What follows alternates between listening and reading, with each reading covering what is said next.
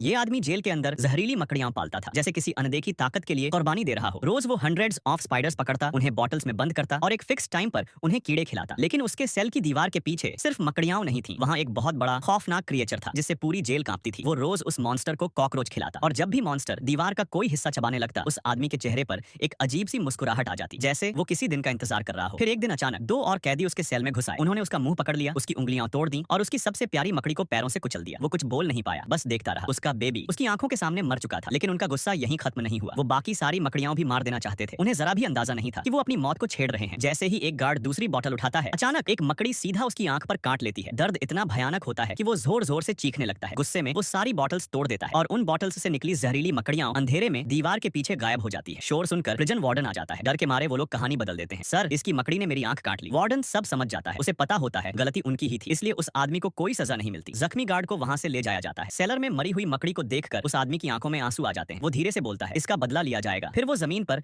अजीब सिंबल्स और वर्ड्स लिखता है। लेट कर आंखें बंद करता है, मुझे बदल दो, मुझे अपना जैसा बना दो। जैसे ही ये शब्द बोले जाते हैं, दीवार के पीछे छुपी सारी मकड़ियां उसकी तरफ बढ़ने लगती हैं और तब वो जायंट स्पाइडर अपनी असली शक्ल में बाहर आ जाता है। वो डरा नहीं, उसके चेहरे पर एक मिस्टीरियस स्माइल थी। थोड़ी देर बाद वार्डन पनिशमेंट देने के लिए फिर से सेलर में आता है। दरवाजा खोलता है और जो वो देखता है, उसके पैरों तले जमीन खिसक जाती है। सेल खाली होता है, दीवार टूट चुकी होती है और सीलिंग पर एक इंसान और मकड़ी का मिला जुला शैडो हिल रहा होता है। Subscribe for part 2।